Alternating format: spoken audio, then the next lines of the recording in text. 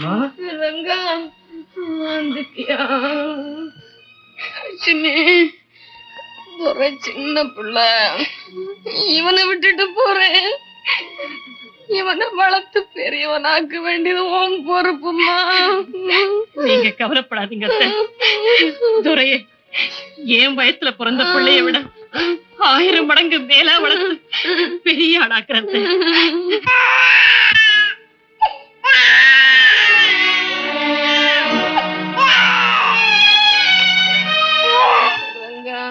அம்மா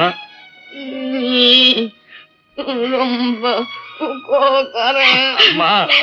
அத்தே அதெல்லாம் நான் பாத்துக்கிறேன். லட்சுமி அத்தே உன்னை பாத்துக்கம்மா.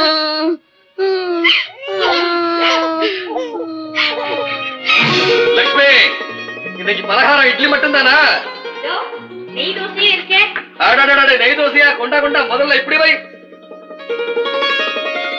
என்ன தேவி உபச்சாரம் அங்கேயே பலமா இருக்கு, கொஞ்சம் பார்வை இந்த பக்கமும் இருக்கட்டும்.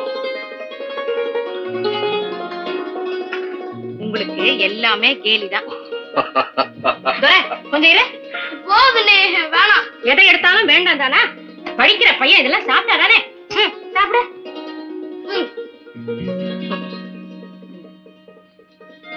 நல்லா இருக்கு, ரொம்ப நல்லா இருக்கு.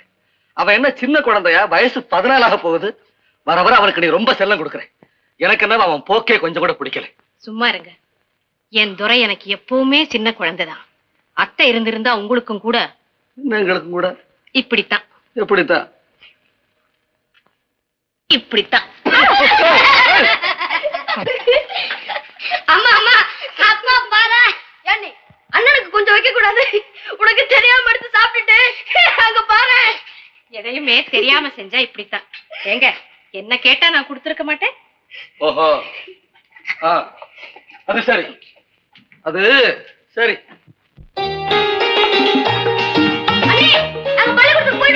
என்னங்கடா, ஊரை சுத்தாம ஒழுங்கா பள்ளிக்கூடம் போயிட்டு வரணும், தெரியுமா? போங்க.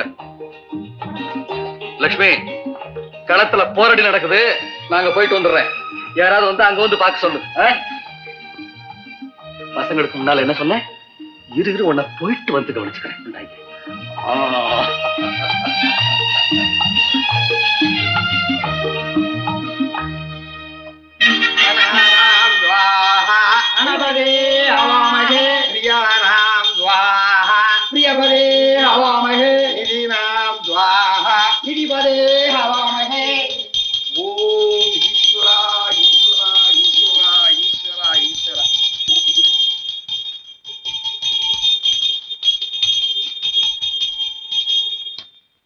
ஆமா, குதிரையோட ஜாதகப்படி சந்திரன் நீச்சா எடுத்தோம்.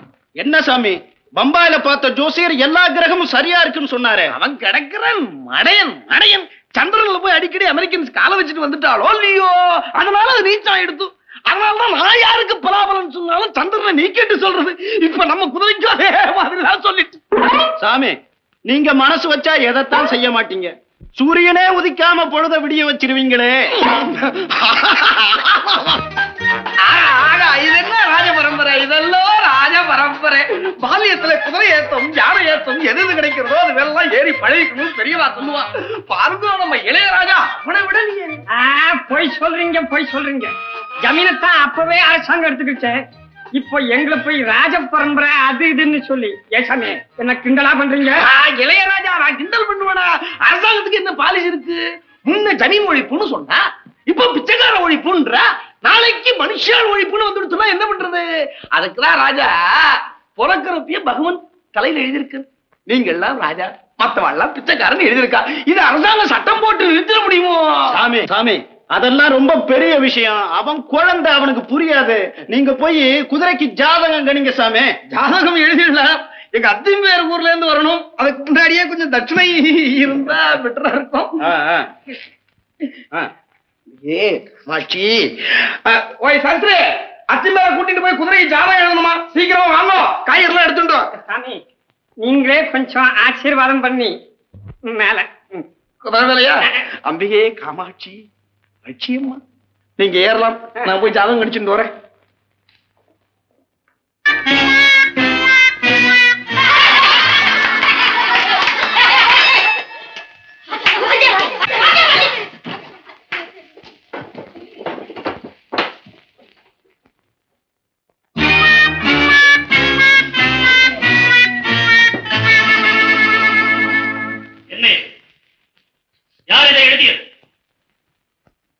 பதில் சொல்ல மாட்டீர்கள். யார் இதை எழுதியது?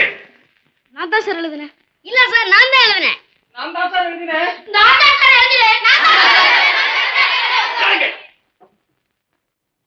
வாங்க தம்பி. Good morning sir. மார்னிங்கா? இவங்களுக்கு இப்பதான் பொழுது விடுதிருக்கு. Yes sir. இன்னைக்கு பாடம் எங்களை பத்தி தானா? தம்பி பவுச்சுக்காதீங்க, அதை பத்தி தான் விசாரிச்சுக்கிட்டு இருக்கிறேன். உண்மையில் யார் எழுதியது என்று சொல்ல மாட்டீர்கள்? நான் தான் சார் எழுதுனேன். தினமும் நேரம் கழிச்சு வர மோகன் இத பார்த்தாவது திருந்தட்டு மேல தான் சார் எழுதுனேன். இது தவறான முறை. ஒருவரை திருத்தும் போது கூட அவர் மனம் புண்படும்படி எதையும் செய்யக்கூடாது. இதை அழித்து விடு.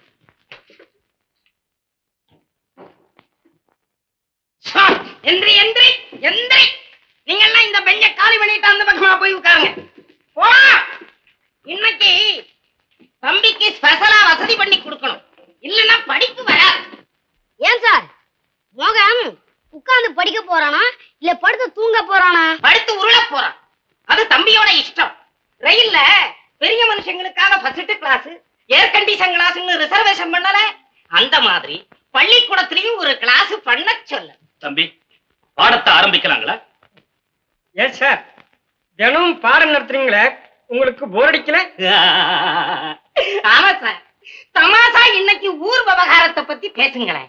தம்பி ரொம்ப கலப்பா இருக்கு. அமைதி அமைதி அமைதி. இன்றைய பாடம் தமிழ் பெரும் கவிஞர்கள் என்பது பற்றி. இளமை குன்றா நம் அருந்தமிழ் மொழிக்கு எழிலூட்டிய பெருங்கவிஞர்கள் பலர் உண்டு. அவர்களில் கவிதை சுவை இனிக்க பாடியவர் கம்பன்.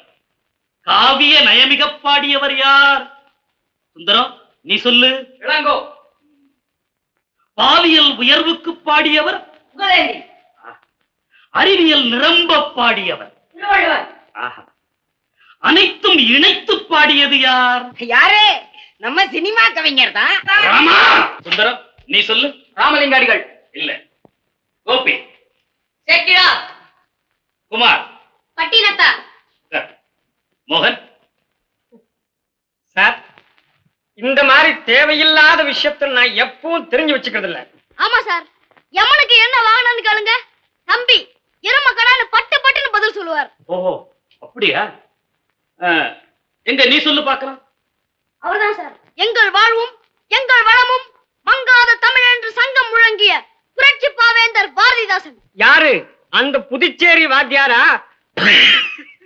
மோகன், தமிழை பழித்தவனை உன் தாய் தடுத்தாலும் விடாதே என்று சூழலித்த பாவேந்தரா படிக்கிறார். எறா கையா, அவர் வாழும் போது வாயை மூடிக்கிட்டு இருந்தீங்க, இப்ப சத்ததும் தூக்குறீங்களோ? அவர் என்ன அம்பாள் அருள் பெற்ற கம்பனா இல்ல காளிதாசனா? சாதாரண ஜனங்களை பத்தி பாடிய சாதாரண கவிஞன் தானடா. ஏய் மோகன், மரியாதையா பேசு. என்னடா பா வேந்தர் தமிழ் வாழணும் தமிழன் வாழணும்னு பாடினதுக்கு என்னடா பரிசு கொடுத்தீங்க? பட்டினி போட்டு கொன்னீங்க. அமைதி அமைதி. மோகன், பேசுங்கல்ல வாபஸ் வாங்க. வாபஸ் ஒரு பட்சம் வாங்க முடியாது. போங்கடா, இது எங்க ஸ்கூலு. நான் நினைச்சா இந்த ஸ்கூலை இப்பவே மூடுவேன். என்ன கமலம், எப்படி இருக்க? எங்க உன் புருஷன்? வெளியூர் போயிருக்காருங்க. ரொம்ப சந்தோஷம். ஆமா, என்ன உன்ன கோயில் பக்கமே ஆளா காணோம். அம்பாளுக்கு காப்பு கட்டி இருக்கு, சாமி காரியம் பாரு. உங்ககிட்ட ஏதாவது வாங்கிட்டு போலான்ட்டு வந்தேன். வீட்டுக்கார் வரட்டுங்க பூசாரி. அவன் எதுக்கு, நீதான் இருக்கியே. அடட மறந்துட்டனே. இந்தா தஞ்சாவூர் கிளம்பம், அம்பாளுக்கு சாத்துனது உனக்கு ரொம்ப பிடிக்குமேன்னுட்டு நானே கொண்டாடனா. இதுக்கெல்லாம் வேற இடம் பாரு. நாங்க குடிசையில இருந்தாலும் எங்க உடம்புலயும் நல்ல ரத்தம் தான் ஓடுது. பூசாரி, என்ன இதெல்லாம்? ஏன் அந்த அம்மா கிட்ட வம்பு பண்ற? யாரா நீ பொடிப்பைய? பொடிப்பையலா? ஆமா ஆமா, உமாரி தடி பசங்க எல்லாம் தப்பு பண்ணும் போது எம்மாரி பொடிப்பைய தான் கேட்கணும். ஏன் நீ ஒரு மனுஷனா? தாயே பராசக்தி, அம்மா உன் பேரை சொல்லி நான் வசூலுக்கு வந்தா இந்த பொடிப்பையில எல்லாம் இப்படி வீணா பழி சுமத்துறானுங்களே. பூசாரி, பண்றது காளித்தனம், கும்பறது காளியம்மனா? உன்னை அப்புறமா கவனிச்சுக்கிறேன். டேய், நானும் கவனிச்சுக்கிறேன்டா. எல்லாரும்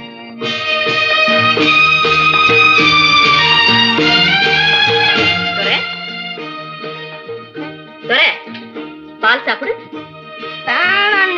என்ன வேணாம், சாப்பிடுப்பா.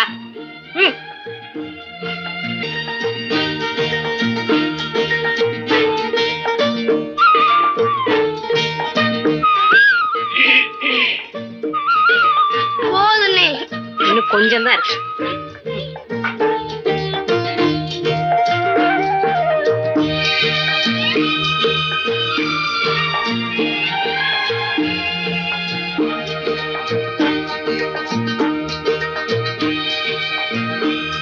என்ன உபச்சாரம் எல்லாம் முடிஞ்சு போயிடுச்சா? ஏதாவது பாக்கி இருக்க? இருந்து அதையும் முடிச்சுட்டு வந்துடலாமே. ஏன் வந்ததுல இருந்து ஒரே ஆத்திரமா இருக்கீங்க? லட்சுமி, நீ பயிரை வளர்க்கறியா இல்ல களைய வளர்க்கறியான்னு எனக்கு ஒரே சந்தேகமா இருக்கு. அந்த பயலுக்கு நீ கொடுக்கிற இடமும் செல்லமும் அவனை சுத்த தருதலையாக்குது. சீனு, சீனு, நான் எந்திரிப்பா, எந்திரி. வா, சித்தப்பா பக்கத்துல படுத்துக்கோ.